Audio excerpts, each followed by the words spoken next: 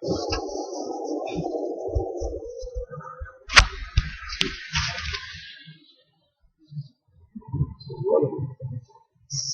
منگوا لیں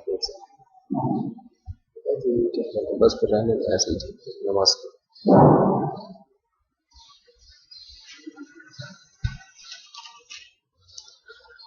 الحمد لله نحمده ونستعينه ونستغفره ونؤمن به ونتوكل عليه ونعوذ بالله من شرور أنفسنا ومن سيئات أعمالنا من يهده الله فلا مضل له ومن يضلله فلا هادي له ونشهد أن لا إله إلا الله وحده لا شريك له ونشهد أن سيدنا وحبيبنا وشفيعنا وسندنا محمدا عبده ورسوله صلى الله تعالى عليه وعلى آله وأصحابه وبارك وسلم تسليما كثيرا كثيرا. أما بعد فأعوذ بالله من الشيطان الرجيم. بسم الله الرحمن الرحيم. يوم يفر المرء من أخيه وأمه وأبيه وصاحبته وبنيه لكل امرئ منهم يومئذ شأن يغنيه وجوه يومئذ مسفرة ضاحكة مستبشرة ووجوه يومئذ عليها غبرة ترهقها قترة أولئك هم الكفرة الفجرة. وقال النبي صلى الله عليه وسلم الكيس من دان نفسه وعمل لما بعد الموت. قرآن مجید کی چند آیات تلاوت کی ہیں اور رسول اللہ صلی اللہ علیہ وسلم کی ایک حدیث. دعا ہے اللہ تعالیٰ صحیح طرح سے بات کہنے کی، سننے کی، سمجھنے کی اور عمل کی توفیق عطا فرمائے.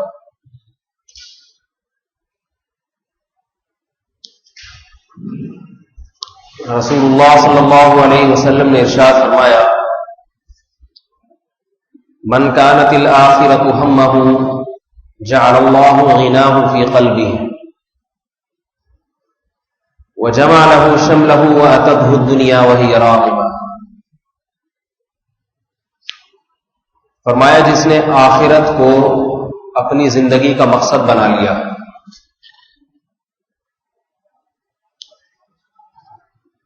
اس جستجو میں لگا رہا کہ میری آخرت بن جائے،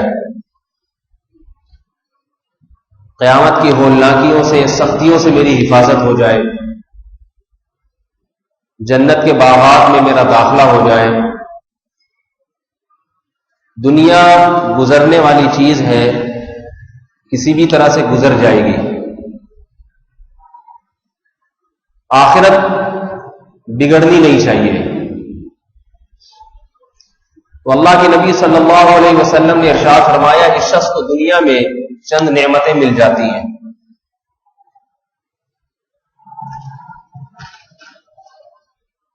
جمع لہو شملہو، اللہ اس کی بہت ساری فکروں کو سمیٹ دیتے ہیں.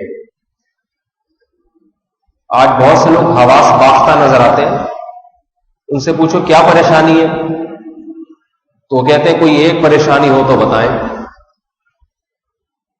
کوئی ایک پریشانی نہیں ہے، پریشانیوں کے انبار ہیں، فکروں کے انبار ہیں. یہ بھی ضرورت ہے، یہ بھی ضرورت ہے، یہ بھی ضرورت ہے، یہ بھی حاجت، یہ بھی ضرورت. اتنے پریشان کہ اس پریشانی کو زندگی کا حصہ سمجھنا شروع کر دیتے ہیں. ایک آدمی اگر معذوروں کے ہسپتال میں کوئی بچہ پیدا ہوا ہو، معذوروں کے ہسپتال میں خود بھی معذور ہو اور پھر زندگی اسی ہسپتال میں گزار دے، تو وہ بچہ کیا سمجھتا ہے؟ وہ یہ سمجھتا ہے کہ سب معذور ہی ہیں دنیا میں. وہ یہ سمجھتا ہے اللہ نے کسی کو آنکھ نہیں دی تو کسی کو ٹانگ نہیں دی، کسی کو ہاتھ نہیں دیا تو کسی کو سر پہ بال نہیں دیے.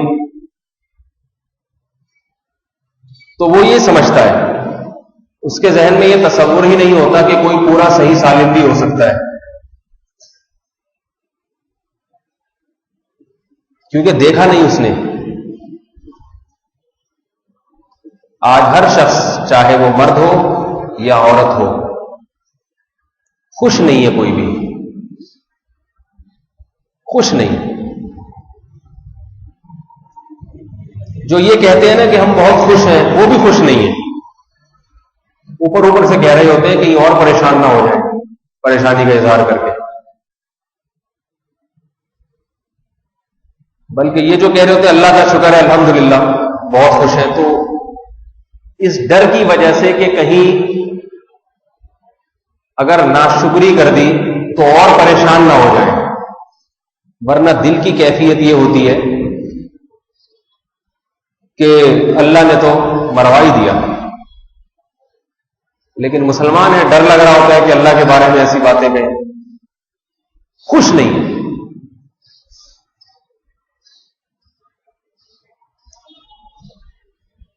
جنہیں کوئی غم نہیں ہے انہیں اس بات کا غم ہے کہ آئندہ کوئی غم نہ آ جائے. مالی لحاظ سے بھی خوش، صحت بھی ٹھیک، انہیں یہ ٹینشن اور ڈر اور خوف کہ یہ کہیں ختم نہ ہو جائے، چھن نہ جائے.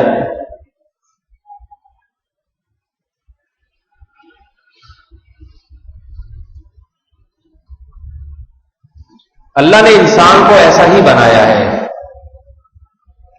اگر وہ اپنی فطرت پہ نہیں چلے گا، مقصد سے ہٹ جائے گا، فَإِنَّ لَهُ مَعِيشَةً ضَنْكَا، فرمایا ہم اس کو بہت تنگ زندگی دیں گے.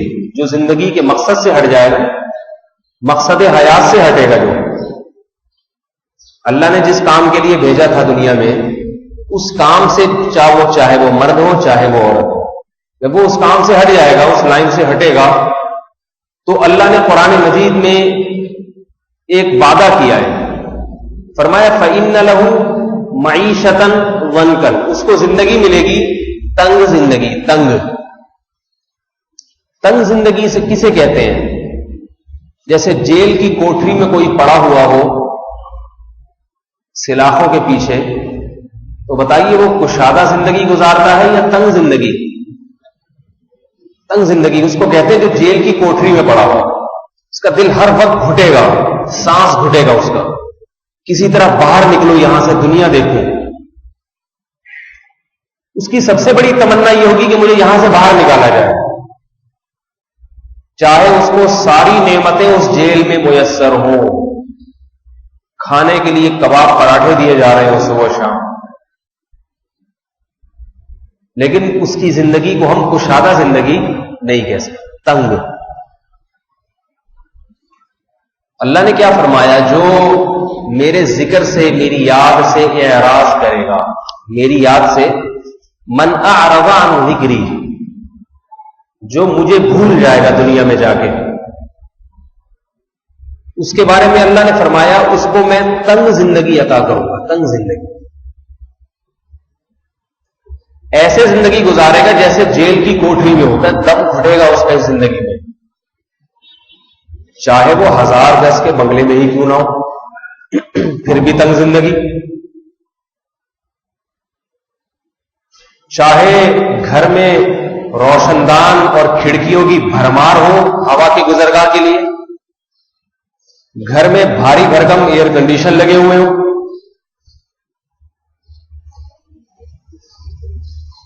گھر سے آفس تک، آفس سے گھر تک بہترین گاڑی ہو، لیکن میرے بھائی اللہ نے کیا دعویٰ کیا ہے بتائیے؟ تنگ زندگی. کیا اللہ کا دعویٰ غلط ہو سکتا ہے؟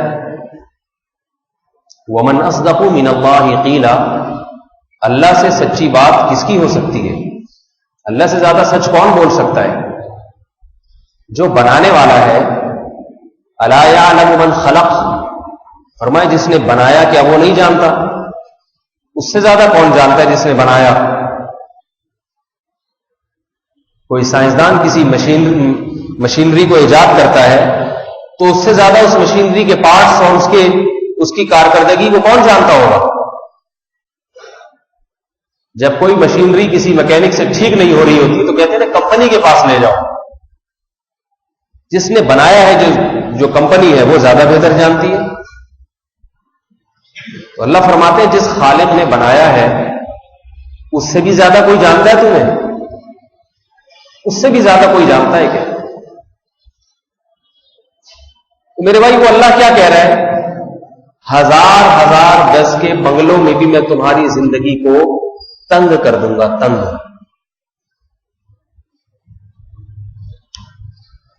ممکن ہے کسی کو اشکال ہو کہ ہماری زندگی کو تو خوش ہے، تنگ زندگی نہیں ہے. ہم تو بڑی خوش و خرم زندگی گزار رہے ہیں. اس دعوے کے جھوٹے ہونے کے لیے اتنا کافی ہے. یہ جو کہتے ہیں نا کہ ہماری زندگی تنگ نہیں ہے، ہم تو خوش ہیں، اس دعوے کے جھوٹے ہونے کے لیے اتنی دلیل کافی ہے کہ آج انسان کو 24 گھنٹے گزارنے کے لیے بہت ساری تفریح کی چیزیں چاہیے. اس کے بغیر اس کا ٹائم پاس نہیں ہوتا. وہ تفریح کی چیزیں اگر اس کو نہ ملے، اس کا دل نہ بہلائے، یہ مر جائے، دن اور رات گزار نہیں سکتا. یہ پریشان ہونے کی علامت ہے. بچہ جب خوش ہوتا ہے، کچھ بھی نہ ہو اس کے ہاتھ میں، کوئی کھلونا بھی نہ ہو، کیسے ٹہکے مار رہا ہوتا ہے، ذرا سی بات پہ ہنس رہا ہوتا ہے، اس کا چہرہ کھلکھلا رہا ہوتا ہے. یہ اس کی علامت ہوتی ہے اس کی صحت ٹھیک ہے، خوش ہے. جب بچے کی نیند پوری نہ ہو، صحت خراب ہو، تو پھر اسے بہلانے کے لیے کھلونے بھی دیے جاتے ہیں، لوریاں بھی سنائی جاتی ہیں، اور عجیب عجیب شکلیں بنا کے اس کے سامنے کبھی زبان نکالی جائے گی، کبھی منہ کو گھمایا جائے گا، تاکہ اس کی توجہ بٹے، ورنہ یہ روئے گا بھی، چلائے گا بھی. ایک کھلونا کے بعد دوسرا پکڑایا جاتا ہے، کبھی جھنجھنا، کبھی یہ لے لو، کبھی وہ لے لو، کبھی ٹافی، کبھی بسکٹ. یہ جو مختلف چیزوں سے جو اس کا دل بہلایا جا رہا ہے، یہ اس کی علامت ہے کہ بچے کا دل اندر سے خوش نہیں. آج انسان کے لیے اپنے دل کو خوش کرنے کے لیے ٹی وی بھی چاہیے، فلمیں چاہیے، اداکاراؤں کے ناچ ڈانس، ننگے بدن چاہیے اس کو دیکھنے کے لیے. جب تک یہ لڑکیوں کے ننگے بدن نہیں دیکھ لیتا اس کو سکون نہیں ملتا. جب تک موبائل پہ لڑکیوں سے دوستیاں نہیں لگاتا، ہر دن اس کو نئی لذت چاہیے سکون کے لیے، نئی لذت. خدا کی قسم یہ بے سکونی کی اس سے بڑی کیا دلیل ہوگی؟ اس سے بڑی کیا دلیل ہوگی؟ انگریز اسے خوش رہنے کے لیے نائٹ کلب چاہیے. اسے اگر ہفتے میں 2 دن نائٹ کلب نہ ملے، شراب کباب ناچ گانے کی محفلیں نہ ملے، وہ ٹینشن سے مر جائے گا، پاگل ہو جائے گا.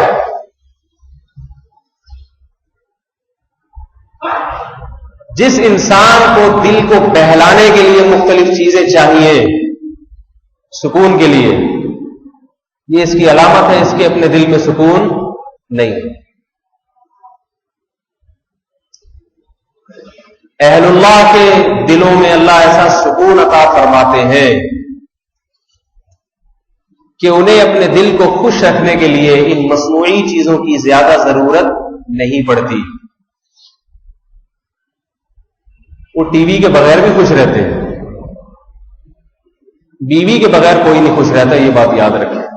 کہیں آپ اس میں بیوی کو بھی، ٹی وی کے ساتھ بیوی کو بھی شامل کر لیں، کیونکہ وہ انسان کی فطرت ہے. آدم علیہ السلام نہیں خوش رہ سکے تھے جنت میں. حضرت آدم علیہ السلام کو اللہ نے جنت میں رکھا، ساری نعمتیں تھیں مگر خوش بولو بھائی نہیں تھی. جب تک اماں حوا کو نہیں پیدا کیا، ان سے شادی نہیں کرائی. لیکن انسان کے بے سکون ہونے کی ایک بہت بڑی دلیل یہ بھی ہے آج کے انسان کی، کہ اسے بیوی سے سکون نہیں ملتا جو سکون اسے ٹی وی سے ملتا ہے. یہ خود احمق ہونے کی بہت بڑی دلیل. ٹی وی گھر سے نکال دو ٹینشن سے مر جائے گا، بیوی نکال دو تھوڑا سا اور خوشی سے موٹا ہو جائے گا. کیا خیال ہے؟ صحیح کہہ رہا ہوں بھائی؟ غلط تو نہیں کہہ رہا؟ میں نے ایسے گھر تو بہت دیکھے جو بیوی کے بغیر ہے، ٹی وی کے بغیر کوئی گھر نہیں نظر آتا.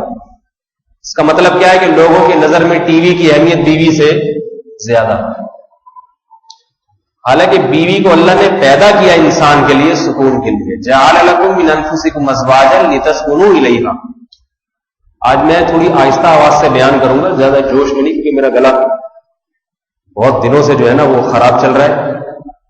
ایک بیان کرتا ہوں پھر 1.5 ہفتے کے لیے لیٹ جاتا ہوں. بالکل بیان کا ناغے کا پروگرام تھا، ارادہ یہ تھا کسی دوسرے مہمان کو بلایا جائے بیان کے لیے،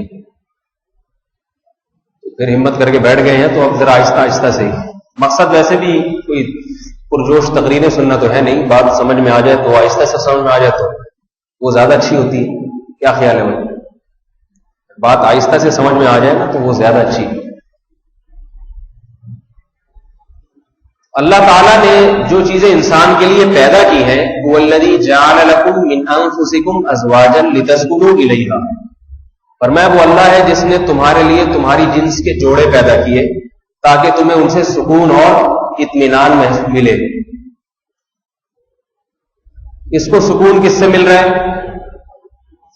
ٹیلی ویژن کی فلموں سے، ڈراموں سے، موبائل سے. 1000 روپے کا ایزی لوڈ کروا کے اس کو جو روحانی سکون ملتا ہے وہ برگر اور نہاری کھا کے نہیں ملتا. اس میں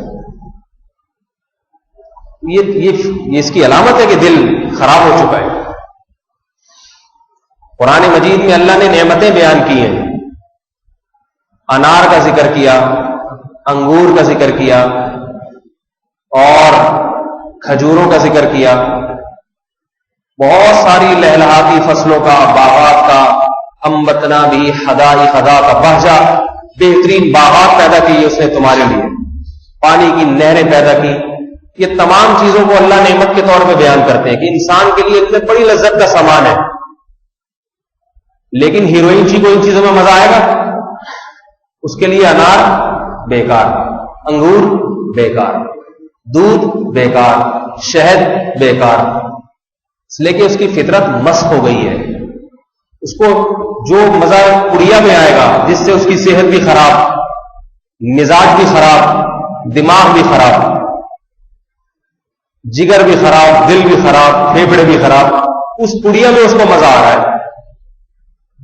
جو چیزیں اللہ نے بنائی ہیں مزے کے لیے، جن کو جو بنانے والا کہہ رہا ہے کہ میں نے انسان کے مزے کے لیے پیدا کی چیزیں، مزے کے لیے جو میں نے چیزیں پیدا کی ہیں، انگور ہے، دودھ ہے، انار ہے، آم، خربوزے، تربوز، جو پھلوں کی ایک طویل سلسلہ ہے، پھلوں کا، ترکاریوں کا، گوشت کا. مچھلی کا ذکر کیا قرآن مجید نے، لحمن طریا، تر گوشت تم سمندروں سے نکالتے ہو، مچھلی. یہ ساری چیزیں لذت کا سامان ہیں. مگر جس کا دماغ خراب ہو جائے اس کو ان چیزوں میں مزہ آئے گا؟ نہ دودھ میں مزہ آئے گا. اس کو دودھ میں بھی پتی ڈال کے پیے گا، وہ بگاڑ گے اس کو. ہمارے شیخ حضرت مفتی رشید احمد صاحب رحمۃ اللہ علیہ فرمایا کرتے تھے کہ گناہوں کا وبال ہے کہ جس دودھ کو اللہ نے قرآن میں اتنے اہتمام سے بیان کیا، وَإِنَّ لَكُمْ فِي الْأَنْعَامِ لَعِبْرَةً نُسْقِيكُم مِّمَّا فِي بُطُونِهِ مِن بَيْنِ فَرْثٍ وَدَمٍ لَبَنًا خَالِصًا سَائِغًا لِلشَّارِبِينَ. فرمایا دیکھو ان جانوروں میں کیسا عبرت کا سامان ہے. ہم ان کو سوکھا چارہ کھلا کے خون اور گوبر کے درمیان سے تمہارے لیے کیسا سفید تازہ دودھ نکالتے ہیں، جس میں نہ گوبر کی بدبو، نہ خون کی بدبو، نہ گوبر کی آمیزش، نہ خون کی آمیزش. اس کے رنگ دیکھو اور مزہ کیسا، سائغ للشاربین، پینے والوں کے حلق میں پھسلتا چلا جاتا ہے. اتنا اللہ تعالیٰ دودھ کو پروٹوکول دے رہے قرآن مجید میں کہ تمہارے لیے بنایا. اس سے ہڈیاں مضبوط، صحت بہترین ہو جاتی ہے، چہرے پہ سرخی آ جاتی ہے دودھ پینے سے. ہمارے حضرت مفتی رشید احمد صاحب رحمہ اللہ تعالیٰ فرمایا کرتے تھے کہ انسان کی عقل دیکھو، اللہ کی نافرمانی کرتے کرتے فطرت سے ایسا ہٹا ہے، فطرت سے ہٹ گیا کہ اس دودھ میں پتی ڈال کے اس کا بیڑا غرق کر دیا، اب وہ بھر بھر کے پی رہا ہے صبح و شام، رنگ بھی کالا، ہڈیاں بھی بوسیدہ۔ دودھ پتی میں کسی سے لیبارٹری ٹیسٹ کروائیں، دودھ پتی جو ہم پیتے ہیں لیبارٹری ٹیسٹ کروائیں، اس میں کچھ بھی نہیں، بلکہ اور ہڈیوں کو چوس کے ختم کر دیتی ہے۔ شہد کو اللہ نے قرآن مجید میں بیان کیا، شہد کیسی لذیذ چیز ہے، فرمایا اوحى ربك الى النحل ان اتخذي من الجبال بيوتا ومن الشجر ومما يعرشون، چھوٹی سی مکھی کو تمہاری خدمت پہ لگا دیا، وہ پھلوں کا رس چوستی ہے، لمبے لمبے سفر طے کرتی ہے، فاسلکی سبل ربک ذللا، واپسی کے راستے تمہارے رب نے مسخر کر دیے، انہی راستوں پہ چل کے آتی ہے۔ اتنی محنت کر کے کیا کرتی، ہوتا کیا اس محنت کا نتیجہ، یخرج من بطونها شراب مختلف الوانها فیہ شفاء للناس، اس کے پیٹ سے ایک رس نکلتا ہے جس کے رنگ مختلف، ذائقے مختلف، لذت اتنی زبردست اور مزہ کیسا اور شفا کیسی، شفاء للناس، ساری دنیا کے سارے انسانوں کی بیماریوں کی شفا اس میں۔ کتنے اہتمام سے اللہ وہ ہمارے لیے بنواتا ہے۔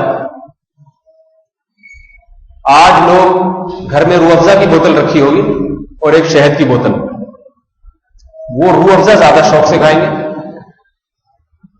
جو انسانوں کا بنایا ہوا، اور اس میں معلوم نہیں اس کو محفوظ کرنے کے لیے کیا کیا کیمیکل ڈلے ہوئے۔ نیسلے کا ڈبہ زیادہ شوق سے پیئیں گے، جو اللہ نے انسان کے لیے مشروب بنایا اتنے اہتمام کے ساتھ، وہ نہیں کھائیں گے۔ بہرحال یہ ایک الگ بحث ہے۔ فطرت بگڑتی ہے انسان کی تو اسے ایسی چیزوں میں سکون نظر آنا شروع ہوتا ہے جن چیزوں میں حقیقی سکون نہیں ہے۔ اللہ رب العزت نے دعویٰ کیا کہ جو میری یاد سے اعراض کرے گا، مجھے یاد نہیں رکھے گا، تو میں اس کی زندگی کو اس پر تنگ کر دوں گا، جیل کی کوٹری کی مانند بنا دوں گا اس کی زندگی۔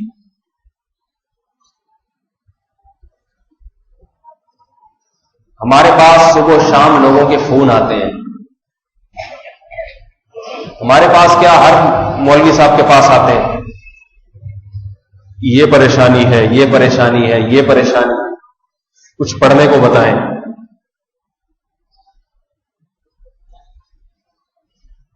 میں ان سے ایک بات کہتا ہوں، 2 رکعت پڑھ کے اللہ تعالیٰ سے اردو زبان میں دعا مانگ لیا کریں کہ اللہ تعالیٰ آپ کی یہ پریشانی کو حل کر دیں۔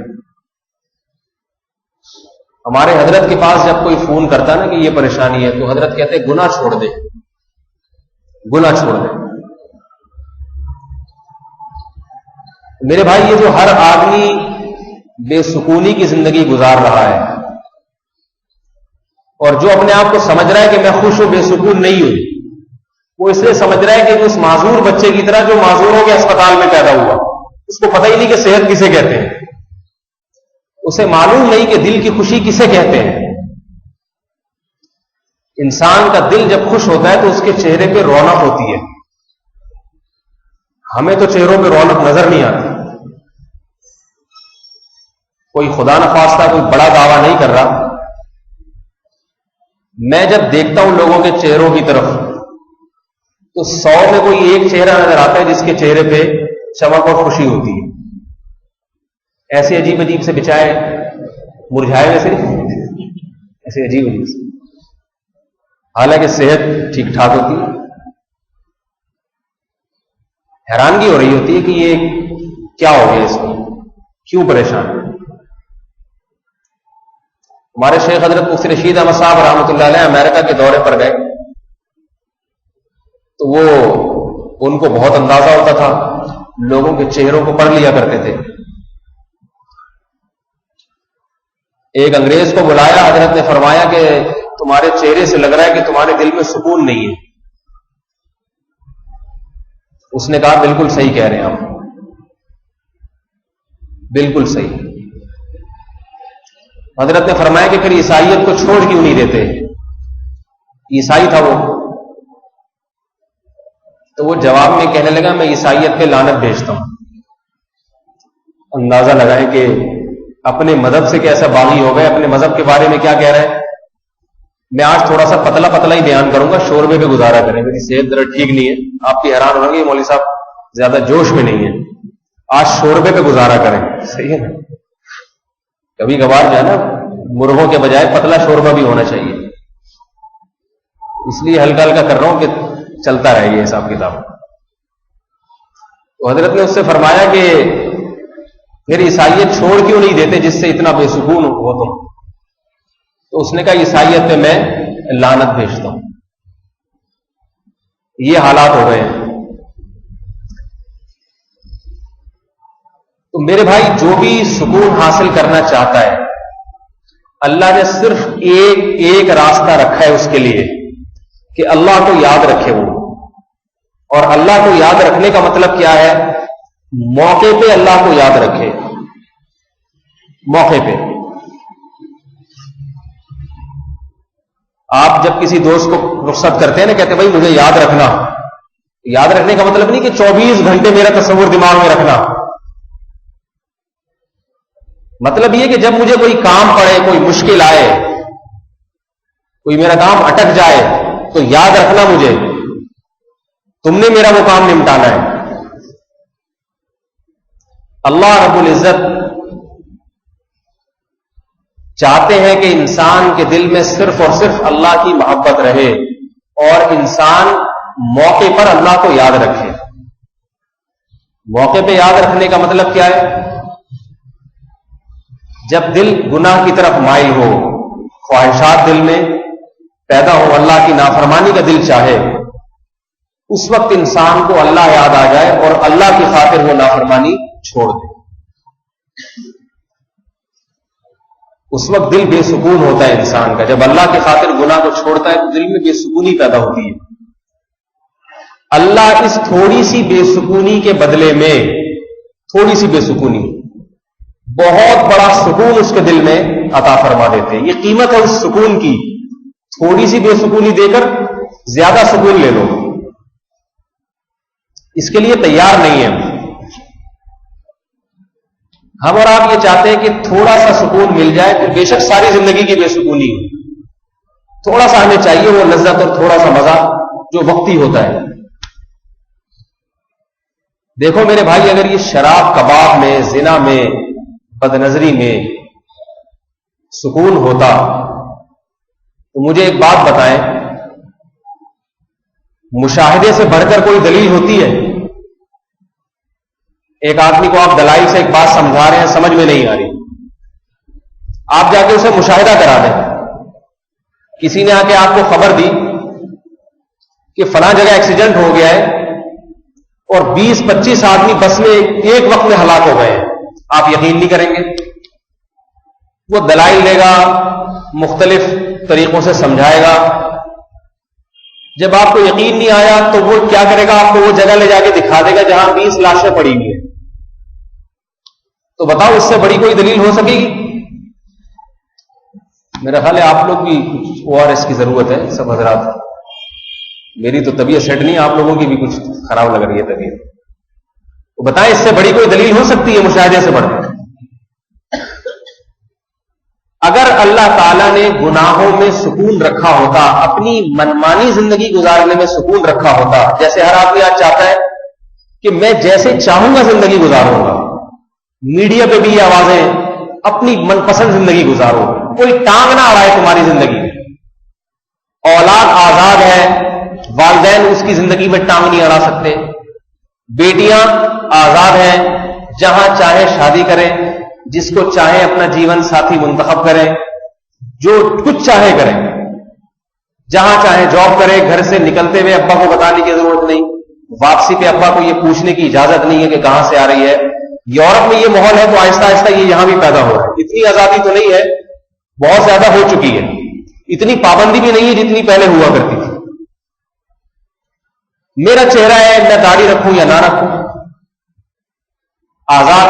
آپ کسی کو کہہ نہیں سکتے کہ بھائی میرا چہرہ ہے, میری مرضی. تو ہر آدمی اپنی منمانی زندگی گزارنا چاہتا ہے. میں جیسے چاہوں کماؤں، کوئی اس میں ٹانگ نہیں اڑائے، کسی کو دخل اندازی کی اجازت نہیں ہے. تو میرے بھائی یہ کام ہم کیوں کرتے ہیں؟ اس لیے کہ سکون حاصل ہو نا. کیا خیال ہے؟ میرے خیال ہے میں ٹی وی میں آ رہا ہوں شاید. یہ کام ہم کیوں کرتے ہیں؟ تاکہ سکون. جب کوئی ٹانگ اڑانے والا ہوگا، بات بات پہ یہ حلال ہے، یہ حرام ہے، یہ کرو، یہ نہ کرو، تو زندگی کا مزہ کرکرا ہو جاتا ہے، مزہ نہیں آتا پھر زندگی میں.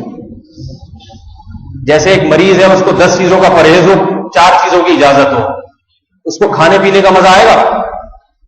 ڈاکٹر کا یہ کھا سکتا ہے، یہ نہیں کھا سکتا، وہ کیا کہے گا؟ یار مزہ ہی کرکرا ہو گیا سارا. 10 چیزوں میں سے یہ کھا سکتا ہوں، وہ نہیں کھا سکتا. دل وہ کھانے کا چاہ رہا ہے اور یہ خربوزے کھلا رہا ہے ڈاکٹر مجھے. دل چاہ رہا ہے مجھے میں برگر کھاؤں اور کباب کھاؤں اور پراٹھے کھاؤں، اور مجھے کھیرے اور ککڑیاں کھلائی جا رہی ہیں. تو یہ صرف کھانے پینے میں نہیں، ہر چیز میں خیال آتا ہے انسان، ہر چیز میں. اللہ نے جگہ جگہ پابندیاں لگائی ہوئی ہیں، جگہ جگہ، آزاد نہیں چھوڑ دیا. جیسے ہی انسان بالغ ہوتا ہے، بلوغت کی دہلیز پہ قدم، جب تک بچہ ہے آزاد ہے. ہر بچہ غیر مقلد ہوتا ہے. غیر مقلد سمجھتے ہیں آپ کو؟ کسی کی تقلید نہیں کرتا وہ، نہ امام ابو حنیفہ، نہ امام شافعی، نہ امام مالک، نہ امام احمد بن حنبل. کہتا بس میں جو میری سمجھ میں آئے گا میں وہ کروں گا. جب تھوڑا سا بالغ ہو جاتا ہے نا، بالغ، تو شریعت کے احکامات اس کی طرف متوجہ ہوتے ہیں. پھر شریعت پابندیاں لگاتی ہے، یہ کر سکتے ہو، یہ نہیں کر سکتے، کیونکہ اس میں عقل بالغ ہو گئی ہے. جب تک بچہ تھا تو شریعت نے بھی آزاد چھوڑا ہوا. بس ماں باپ کو کہاوت ہے تم ہی 2-4 چماٹ لگا دیا کرو، کوئی الٹی سیدھی حرکت کرتے ہوئے دیکھو، قیامت کے دن عذاب نہیں ہوگا. یہ بچہ واجب الچماٹ تو ہے، صحیح ہے نا، واجب الجہنم نہیں ہے. کوئی الٹی سیدھی حرکت کرے تو ماں باپ کو حکم ہے، والدین کو حکم ہے کہ تم ہی اس کی اصلاح کر دیا کرو. اللہ کی طرف سے بچوں پر کوئی عذاب نہیں آتا، نہ دنیا میں نہ آخرت میں. بالغ ہو گئے، بلوغت کی دہلیز پہ قدم رکھ لیا، بچے سے آدمی بن گئے، جو عام طور پہ 14 سے 15 سال کی عمر ہے. اس میں شریعت کے احکامات سارے کے سارے متوجہ ہو جاتے ہیں. اب اپنی منمانی زندگی کی اجازت نہیں رہتی. سب سے زیادہ جس بات کے آزمائش سے گزرنا پڑتا ہے، بلوغت کی دہلیز پہ قدم رکھتے ہی سب سے زیادہ انسان کی طبیعت عورت کی طرف مائل ہونا شروع ہو جاتی ہے، اور سب سے زیادہ پابندیاں بھی شریعت کی وہی لگنا شروع ہو جاتی ہے. دل چاہتا ہے زنا کرنے کو، اور قرآن پابندی لگا دیتا ہے دیکھنے پر بھی. زنا تو دور کی بات. قل للمؤمنین یغضوا من ابصارہم، مومنین سے کہہ دیجئے اپنی نگاہوں کو جھکائیں.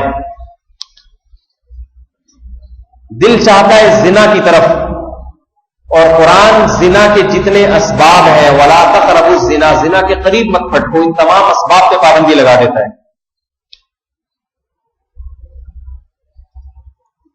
جوانی کی ابتدا ہوتی ہے انسان کی، نیند بھرپور آتی ہے، اس وقت سوتا ہے تو اٹھتا نہیں ہے، پولیس لانی پڑتی ہے اٹھانے کے لیے. دیکھو یہ جوان لوگ جب سوتے ہیں تو کیسے اٹھ جاتے ہیں آرام سے، پولیس کو فون کرنا پڑتا ہے، اور اٹھتے ہیں تو پھر سوتے نہیں ہیں. صحت اتنی اچھی ہوتی ہے کہ نیند کے بغیر کئی گھنٹوں اٹھتے ہیں تو سو نہیں رہے، سو رہے ہیں تو اٹھ نہیں رہے. یہاں بھی شریعت کی طرف سے پابندیاں لگتی ہیں. صبح تک سوتے رہنے کی اجازت نہیں ہے شریعت میں، اس کو حکم ہے کہ اٹھو نماز کے لیے. اور بڑے بڑے کارنامے کرنے کا دل چاہتا ہے انسان کا، دولت کمانے کا دل چاہتا ہے کہ محلے کا سب سے بڑا دادا میں بنوں. حالانکہ پرانے داداؤں کا حشر دیکھ چکا ہوتا ہے، اتنے پرانے دادا ہیں دیکھ چکا ہوتا ہے، یا کہ بعد دیگرے اخبار میں آ رہے ہیں، لیکن دل اس کا بھی چاہتا ہے کہ میں بھی محلے کا دادا بنوں. ہر ایک سے لڑے گا، جھگڑے گا، پھڈا کرے گا، فخر کرے گا اس میں. دولت کمانے کا شوق، حلال و حرام کی پرواہ کیے بغیر. شریعت کی طرف سے یہاں پابندیاں لگتی ہیں اس کے اوپر. حلال کماؤ، حرام کی طرف نہ جاؤ.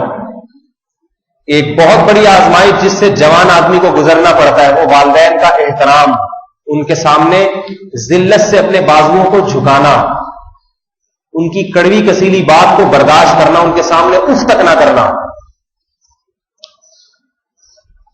جب تک بچہ ہوتا ہے تو والدین کا محتاج ہے، ناراض بھی ہوں گے تو منائے گا، ان کو پتہ ہے میری ضرورت ہے. یہ جوان ہو گیا تو والدین اس کے محتاج ہو گئے، لہذا اکڑنا شروع کر دیتا ہے ان کے سامنے، سینہ چوڑا کرنا شروع کر دیتا ہے.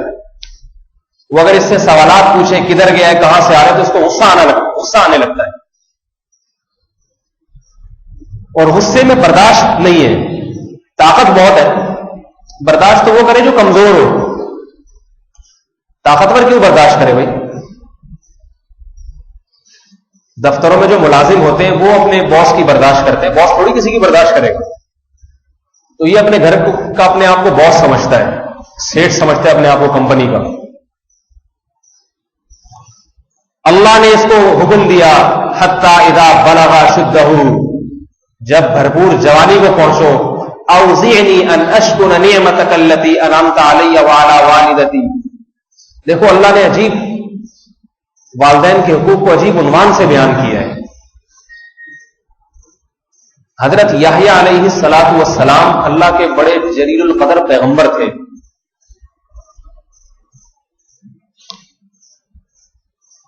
اللہ تعالیٰ نے ان کی صفات بیان کی تو والدین کے ساتھ حسن سلوک کا بھی ذکر کیا. حضرت عیسیٰ علیہ الصلاۃ والسلام کو جب پیدا کیا دنیا میں تو ماں کی گود میں حضرت عیسیٰ علیہ السلام کو اللہ نے بولنے کی توفیق عطا فرمائی. اس وقت حضرت عیسیٰ نے جو تقریر کی ہے ماں کی گود میں، جب یہودیوں نے الزام لگایا نا کہ معاذ اللہ یہ ولد الزنا ہے، بغیر باپ کے پیدا ہوئے، تو اللہ نے حضرت مریم کی براءت کا اعلان کرنے کے لیے حضرت عیسیٰ علیہ السلام کو قوت گویائی عطا فرمائی، ماں کی گود میں بول پڑے. جو کلام اس وقت حضرت عیسیٰ کی زبان سے صادر ہوا اللہ نے قرآن مجید میں اس کو ذکر کیا ہے. وہ کیسا عجیب کلام ہوگا، وہ یقیناً اللہ کی طرف سے منتخب شدہ کلام ہوگا جو پیغمبر کی زبان سے کہلوایا جا رہا ہے اور اس کو قیامت تک کے لیے محفوظ کروایا جا رہا ہے اور قیامت تک تمام آنے والے انسانوں کو تلاوت کے ذریعے ان کی زبانوں سے کہلوایا جا رہا ہے. اس کلام میں حضرت عیسیٰ نے اپنی صفات بیان کی ہے کہ میں ولد الزنا نہیں ہوں، بلکہ میں عام انسانوں کی طرح بھی نہیں ہوں. اللہ نے مجھے تورات اور انجیل کا علم دیا، وجعلنی نبیا، اور مجھے پیغمبر بنایا، وجعلنی مبارکن اینما کنت، میں جہاں بھی دنیا میں جاؤں گا برکتیں میرے ساتھ جائیں گی. ولد الزنا نہیں ہوں، میں برکت والا پیغمبر ہوں. وَأَوْصَانِي بِالصَّلَاةِ وَالزَّكَاةِ مَا دُمْتُ حَيًّا، اور میں جب تک زندہ رہوں گا لوگوں کو زکات اور نماز کا حکم دیتا رہوں گا. اتنی اچھی تعلیمات. اور کیا فرمایا؟ اللہ نے مجھے پیغمبر بنایا، وَبَرًّا بِوَالِدَتِي، اور مجھے اپنی ماں کے ساتھ اچھا سلوک کرنے والا بنایا. جب تک زندہ رہوں گا میں اپنی ماں کے ساتھ اچھا سلوک کرتا رہوں گا. نماز اور زکات کی بات ہو رہی ہے، اور تیسری بات کیا ذکر کی جا رہی ہے؟ بتاؤ میرے بھائی. ماں کے ساتھ حسن سلوک کی. قرآن مجید کی اس آیت سے ماں کے حق کا پتہ چلتا ہے. حضرت عیسیٰ کے والد تو تھے نہیں، ماں ہی تھی، اس لیے ان کا ذکر کیا. کس قدر اللہ نے حق بنایا ہے کہ ایک پیغمبر جو یقیناً اس کا درجہ اس کی ماں سے زیادہ ہے، وہ بچپن میں یہ گواہی دے رہا ہے کہ جیسے میری صفت نبوت میرے ساتھ ہمیشہ رہے گی، ماں کے ساتھ حسن سلوک والی صفت بھی میرے ساتھ ہمیشہ دائمی رہے گی. آج جوان آدمی اپنے باپ سے تمیز سے بات نہیں کرتا. جن گھروں میں باپ کا احترام ہے، جن گھروں میں، وہ گھر ہے جن میں باپ اولاد کو چھیڑتے ہی نہیں ہے. سمجھ میں نہیں آ رہی میرا خیال ہے بات. ان گھروں میں باپ باپ بن کے رہتا ہی نہیں ہے. وہ باپ بن کے رہے تو پھر پتہ چلے اسے کرفیو لگ جائے گا گھر میں, فوج بلوانی پڑے گی باقاعدہ, کیونکہ جوان اولاد آج باپ کو باپ ماننے کے لیے تیار نہیں ہے. یہ موضوع تھوڑا سا ایسا ہے کہ اس پہ تھوڑا سا میٹر شارٹ ہونے لگتا ہے. دیکھ رہے ہیں نا گھروں میں حالات کیا ہیں, دینداروں کے گھروں میں حالات ہیں, نمازیوں کے گھروں میں باپ وہی گھر میں اچھا سمجھا جا رہا ہے جو کچھ نہ بولے, اور باپ اپنی عزت کروانے کے لیے جوان اولاد کو چھیڑتے بھی نہیں ہے, چپ بیٹھا رہتا ہے بیچارہ. اس کو پتا ہے چھیڑ دیا تو یہ بھیڑ جائے گا.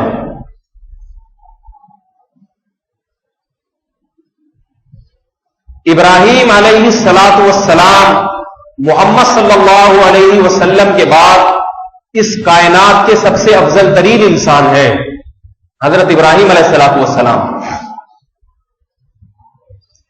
تمام پیغمبروں میں محمد صلی اللہ علیہ وسلم کے بعد سب سے بڑا درجہ کس کا ہے؟ حضرت ابراہیم علیہ الصلوۃ والسلام کا. اہل سنت والجماعت کا اس پر اتفاق ہے. یاد رکھیں, ایک ہوتا ہے اہل سنت والجماعت اور ایک ہوتا ہے اہل ستن والجنابت, دونوں میں تھوڑا فرق ہے, صحیح ہے نا؟ تو یہ فرق ذرا ملحوظ رکھیے. ستن پنجابی میں شاید شلوار کو کہتے ہیں. باریک بات ہے, کسی اور وقت اس متن کی تشریح کریں گے. اہل سنت والجماعت کا اتفاق ہے کہ محمد صلی اللہ علیہ وسلم کے بعد سب سے بڑا مقام کس کا ہے؟ حضرت ابراہیم خلیل اللہ کا. حضرت ابراہیم علیہ الصلوۃ والسلام کے والد بت فروش تھے. صرف بت 3 جرائم.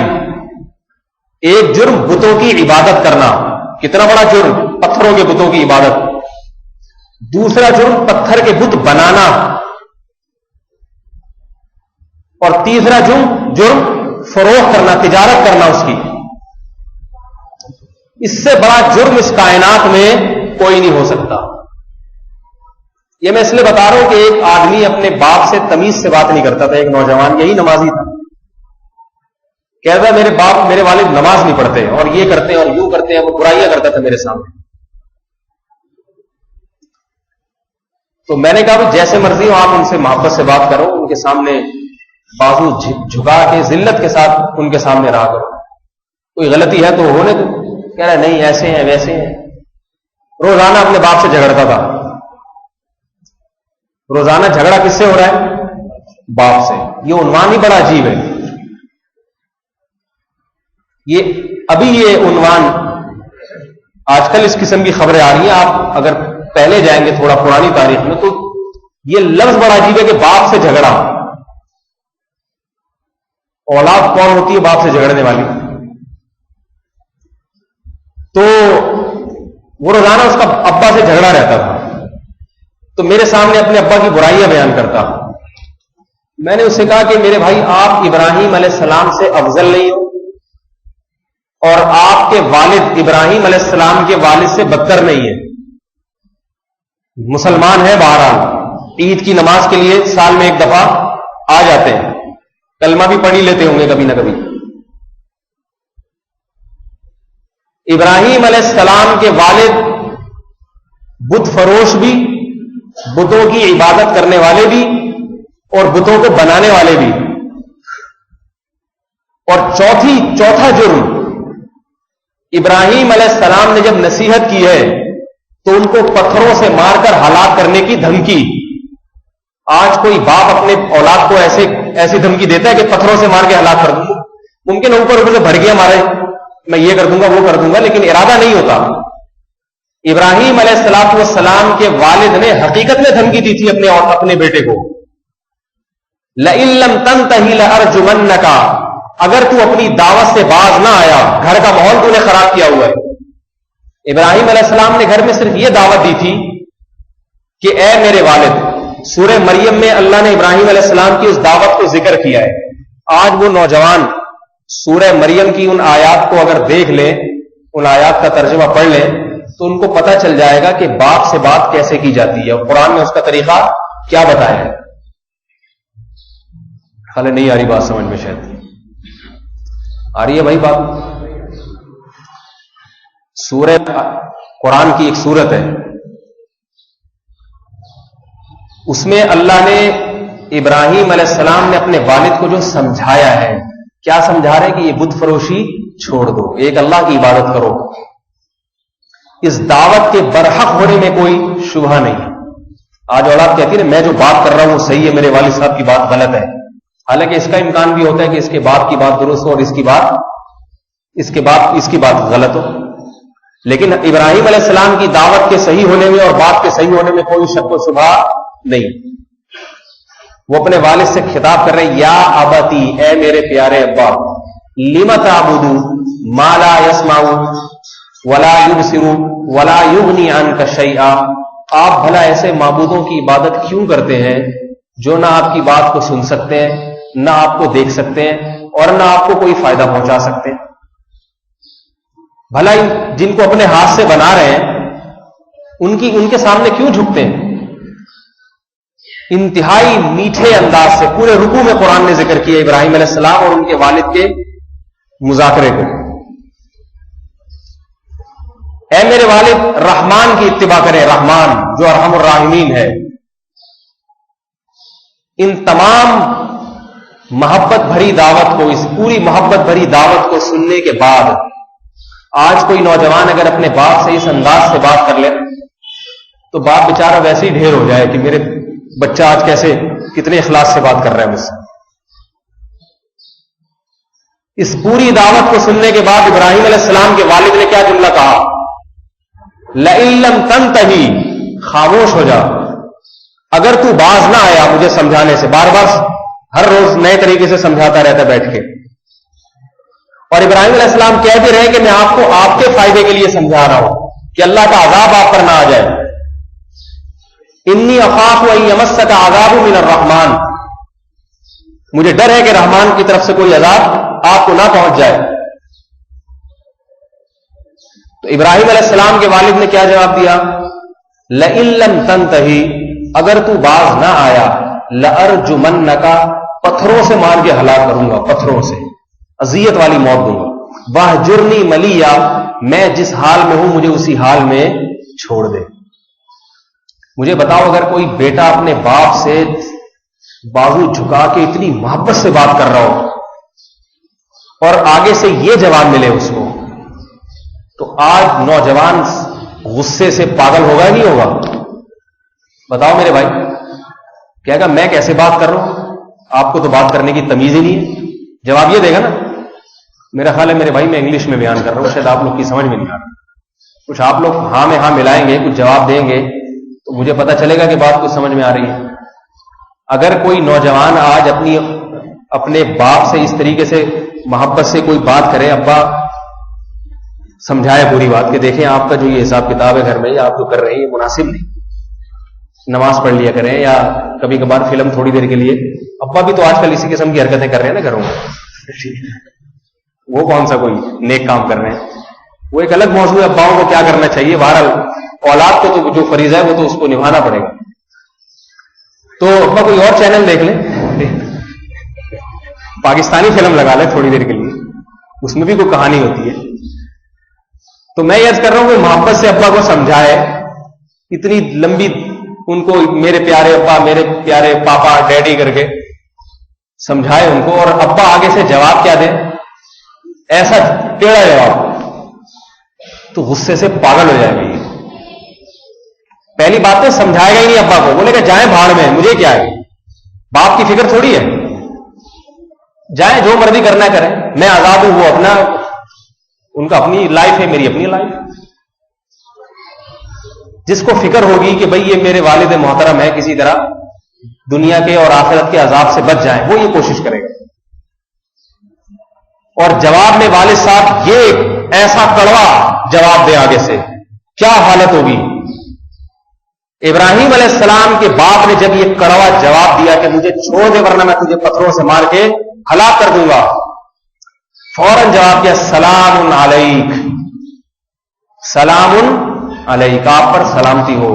سأستغفر لک ربی، اب میں دعوت سے تو مایوس ہو گیا، مجھے معلوم ہے آپ میری بات نہیں مانو گے، لیکن آپ کو اللہ کے عذاب سے بچانے کے لیے میرا جو فریضہ ہے میں آپ سے وعدہ کرتا ہوں کہ وہ فریضہ میں ادا کرتا رہوں گا. وہ کیا ہے؟ آپ کے لیے موت تک اللہ سے دعائیں مانگتا رہوں گا. سأستغفر لک ربی، اپنے رب سے آپ کے لیے استغفار کرتا رہوں گا. انہ کان بی حفیہ، وہ رب مجھ پر بڑا مہربان ہے. آپ پر نہیں تو مجھ پر تو ہے، بہرحال میری دعائیں وہ رد نہیں کرے گا. اللہ نے پھر حضرت ابراہیم پر پابندی لگا دی کہ مشرک باپ کے لیے مغفرت کی دعا کی اجازت نہیں ہے. جب تک پابندی نہیں لگی حضرت ابراہیم اپنے باپ کے لیے مغفرت کی دعا مانگتے رہے. اور حدیث میں آتا ہے قیامت کے دن بھی اپنے باپ کو جنت میں لے جانے کی کوشش کریں گے، اگرچہ اس میں کامیاب نہیں ہوں گے. ایک لفظ بھی غیر شائستہ زبان سے نہیں نکالا، ایک لفظ باپ کے سامنے. تو میرے بھائی جتنے نوجوان یہاں بیٹھے ہیں، میں ان سے ایک بات کرتا ہوں، کیا آپ حضرت ابراہیم علیہ الصلوۃ والسلام سے افضل ہو کیا؟ اگر کوئی کہنا میں ان سے بھی افضل ہوں لہذا میں بدتمیزی سے بات کر سکتا ہوں، اور آپ کے والد کا مقام ابراہیم علیہ السلام کے باپ سے بھی زیادہ معاذ اللہ بدتر ہے، مشرک ہے معاذ اللہ، اگر یہ نہیں ہے تو ہمیں اپنا لب و لہجہ حضرت ابراہیم کے لب و لہجے سے بھی زیادہ شائستہ بنانا پڑے گا باپ سے بات کرتے ہوئے. حضرت ابو درداء رضی اللہ تعالی عنہ کے پاس ایک شخص آیا، بڑے جلیل القدر صحابی تھے. کہنے لگا کہ میری بیوی،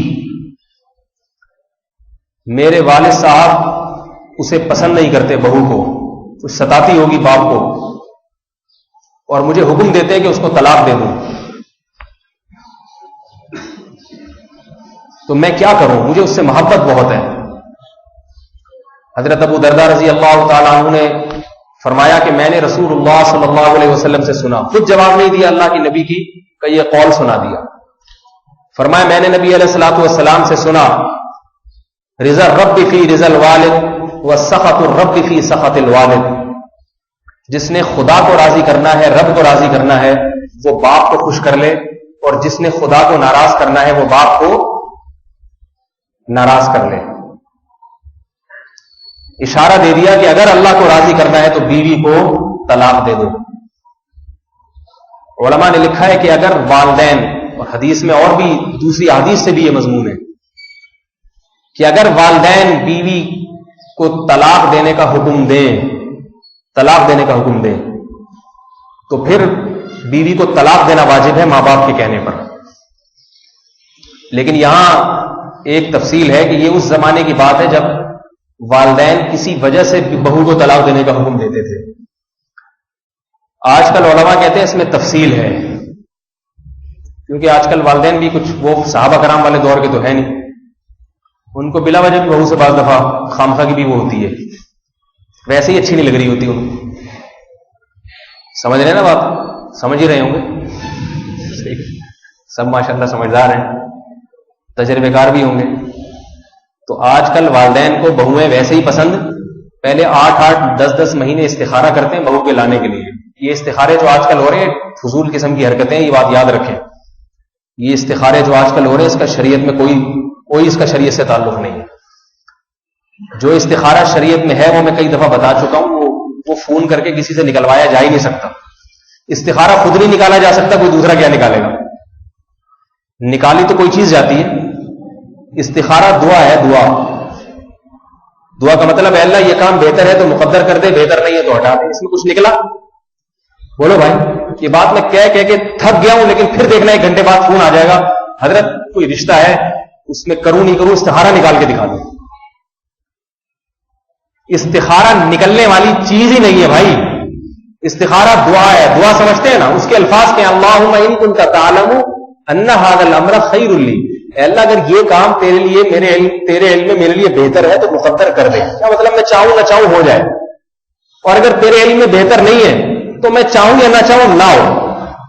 میں کہتا ہوں اگر استخارہ کر لو نا، جیسے کہیں شادی کرنی ہے، استخارہ کر لیا اللہ اگر یہ لڑکی بہتر ہے تیرے علم میں میرے لیے تو مقدر کرا دے. تو اگر مقدر ہوا یعنی بہتر ہوئی تو مقدر ہوگی، اور نہیں ہوئی تو عین شادی والے دن نقشے میں بیٹھ کے بھاگ جائے گی. ایسا ہوا ہے؟ کوشش کر لو کہ نہیں آئے گی ہاتھ میں، نکلے گا کچھ بھی نہیں. استخارے میں یاد رکھو، نہ لینا نکلے گا نہ، اور نکل رہا ہے تو جھوٹ پلود ہے، اس کی کوئی حقیقت نہیں.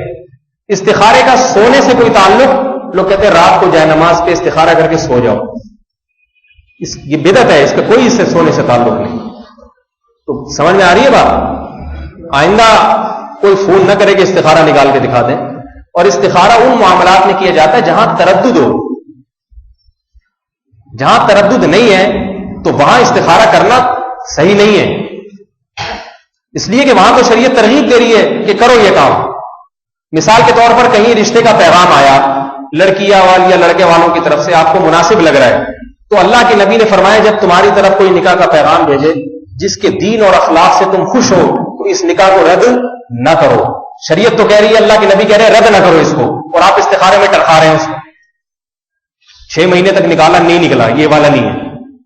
ایک نوجوان لڑکے کو کسی سے عشق ہو گیا، میرے پاس آیا، وہ لڑکی بھی راضی، اس کے ماں باپ بھی راضی، لڑکے کے ماں باپ بھی راضی. تو لڑکے کے ماں باپ کا تھوڑا تھوڑا کچھ گرین چینل سے کچھ زیادہ نہیں تھا، تھوڑا سا وہ ہلکا سا اس میں شیڈ آ رہا تھا، ٹھیک ہے نا. تو انہوں نے کہیں جا کے استخارہ نکلوا لیا کسی مولوی صاحب سے، انہوں نے ان کا نہیں نکلا. میرے پاس آیا کہہ رہا مجھے محبت ہے اس سے اتنی، اور میرے ماں باپ بھی راضی، اس کے ماں باپ بھی راضی.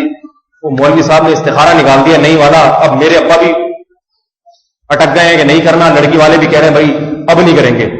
میں نے کہا کوئی مسئلہ نہیں ہے، میں بھی مولوی صاحب ہی ہوں، تو ایک میں نکال کے دکھا دیتا ہوں، اور ابھی فوراً.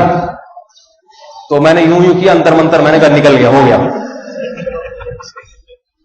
میں نے کہا ان سے جا کے بولو یہ ہمارے مولوی زیادہ تگڑا مولوی ہے، اس نے بولا یہ اس سے بہتر، ان کا جو نکلا ہے وہ یہ کہ اس سے بہتر رشتہ ہو نہیں سکتا. تو نکل گیا جا کے، وہ اللہ سے شادی ہو گئی، فٹ فاٹ خوشی زندگی گزار. تو اللہ کے نبی نے فرمایا جب کوئی مناسب رشتہ ہو تو انکار نہ کرو، اس سے فتنہ اور فساد ہوگا.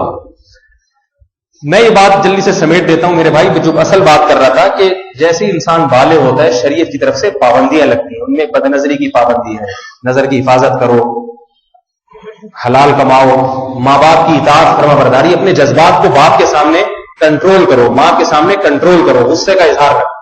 تو ان پابندیوں کو اللہ کی خاطر اگر برداشت کرے گا تھوڑی بے سکونی ہوگی، لیکن اس کے عوض میں، اس کے بدلے میں اللہ تعالیٰ بہت زیادہ اطمینان اور سکون عطا فرمائے گا. ایسا سکون عطا فرمائیں گے کہ وہ چہرے سے جھلکے گا، چہرے سے نظر آئے گا کہ یہ سکون ہے، بتانا نہیں پڑے گا کہ ہاں میں پرسکون. چہرہ اللہ تعالیٰ جو ہے نا اس سے جھلکے گا وہ سکون. دل میں سکون کی نہریں جاری کر دیں گے اللہ تعالیٰ، اطمینان اور خوشی عطا فرمائیں گے. اس لیے کہ یہ اللہ کا اعلان ہے کہ جو مجھے یاد رکھتا ہے، یعنی میرے احکامات کو پورا کرتا ہے، میں اس کو دنیا اور آخرت میں سکون اور اطمینان عطا فرماؤں. اللہ ہم سب کو یہ زندگی اختیار کرنے کی توفیق عطا فرمائے. وما علینا الا البلاغ.